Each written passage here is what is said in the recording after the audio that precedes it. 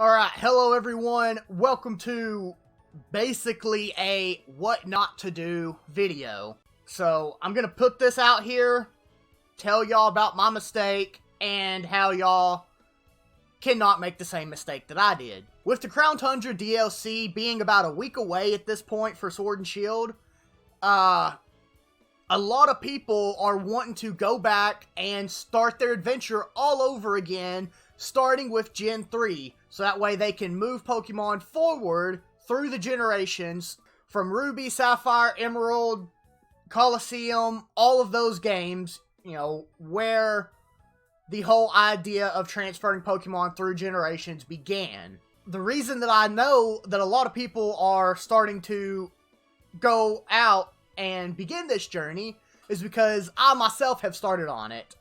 And I started Pokemon Colosseum, played through all of that. It took me about 40 hours to beat the main storyline. And next step, naturally, is to go to Ruby, Sapphire, Emerald.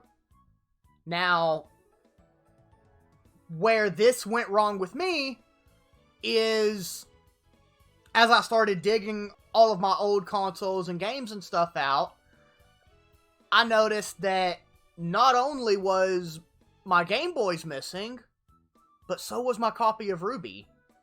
So, no big deal. Jump on eBay, jump on Facebook Marketplace, OfferUp, all of those places.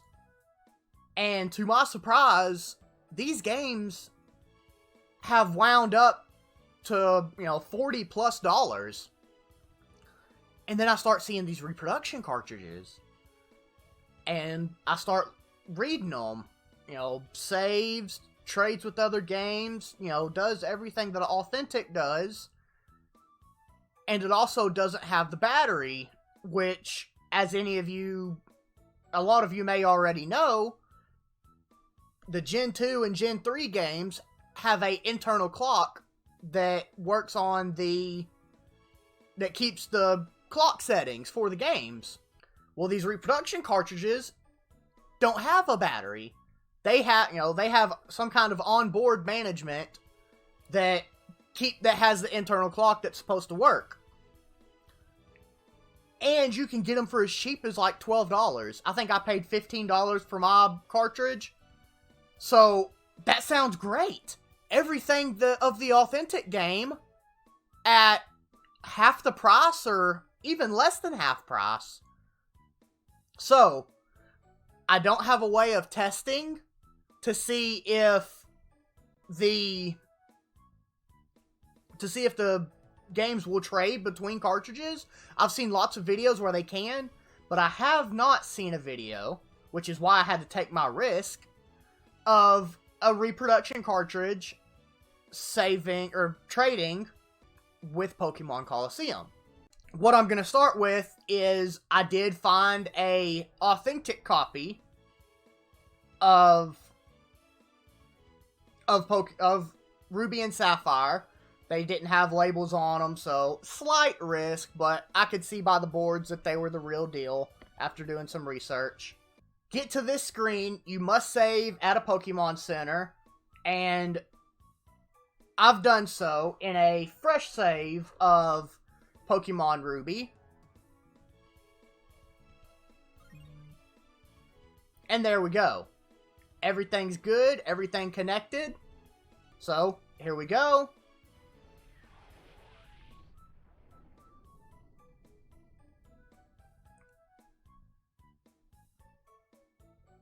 And that's how it's done. Save data to the memory card, save to the Game Boy Advance game pack.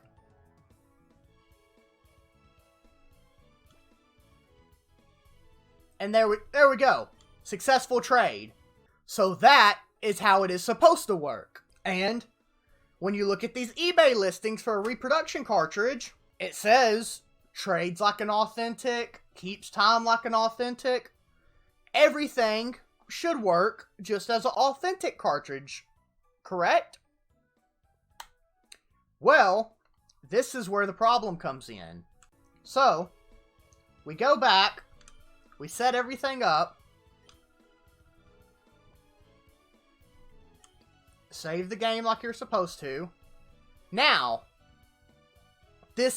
my reproduction cartridge Ruby save has the first gym badge, saved in a Pokemon Center, and I think I have 8 or 10 Pokemon in my decks.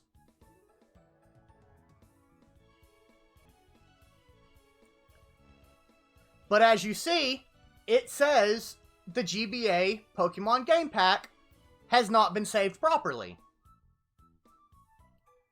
But I'm saved in a Pokemon Center, which is basically the only requirement after you start the game. So, how is it not saved properly? Well, remember that onboard chip system I was telling you about that replaces the internal clock battery? That chip system basically does not save the same way that an authentic cart does. So when Colosseum goes to look for your save file, it does not show up like it should. And just to show you, I'm going to go ahead and boot up the repro cart in the DS. It says the save file will be loaded. Oh, I'm sorry, my Pokédex is only 11. But boom! I'm standing in a Pokemon Center, where it says the game was not saved properly. This is just kind of my warning. I took the gamble, so you don't have to.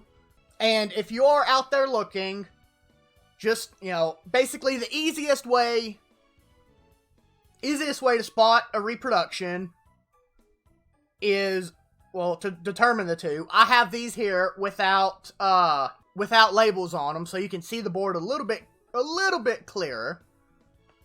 But you can look at it. You see the clock battery or the watch battery? That's the first dead giveaway. Now, you can't see it as well with the label on, but the label only goes to about here. So, you can still see, all you need to see is that little nub right there, and you can see it. Now, it's going to be on this particular, on that side. If you ever see the battery on the other side, it's not an authentic. There was no changes to the board. And then also the second thing to look at is on the back here. I'm not sure if this camera is going to be able to show it. It should. Yeah, you can see it a little bit. You can see the connection pins through the back of the case here. There we go. See, you can see the pins just like you can on the front side here.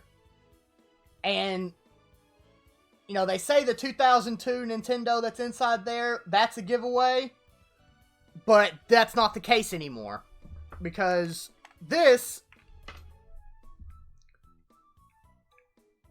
is my reproduction cartridge. Looks good, right? As you can see,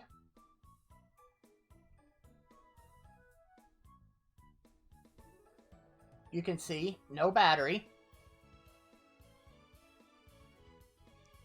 The pins, the back of the board is really weird looking. You don't see pins, you see a bunch of dots.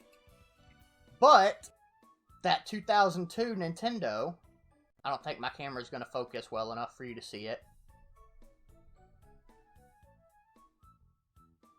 But you can see the writing in there. It's a 2002 Nintendo, just like the Authentics have, so throw that out the window. That's not a factor anymore. That doesn't show authentic from real. So just be careful out there, guys, because these Authentics are getting better and better by the day. Basically, the only tells that we have anymore are the pins on the backside and the battery. When it's facing you, the battery is going to be in the top right-hand corner. So if you want me to, I can do more videos like this. I'll spend the 10, 12, 14, whatever have you dollars, and I can do more testing of these different things if you would like. Just send me in your suggestions. I know I would have loved to have been able to find a video like this before I bought my reproduction cartridge. I looked for probably 2 weeks. I couldn't find... The only thing I could find was trading from cart to cart, which I've heard a lot of people say it works. And I've also had people say that there are certain flash carts that will work with Colosseum. Well, these $12 to $15 ones that you're going to pick up on eBay or Marketplace or whatever, those ones aren't going to. The flash carts that I've been seeing that people say work are $50 and $60 flash carts. And at that point, if you're just wanting 1 or 2 games, like me, I'm going to play Ruby and Sapphire, and I'm probably not going to touch any other Game Boy Advance game for many, many years to come. So the flash cart for me is not... It's never going to be worth it. I'd rather pick up an authentic for about the same price, maybe a little bit less, and then I don't have to worry at all. So I had a lot of fun showing you guys video like this, kind of, trying to help out the community, do what I can. So I love you guys, and I will see y'all in my next video.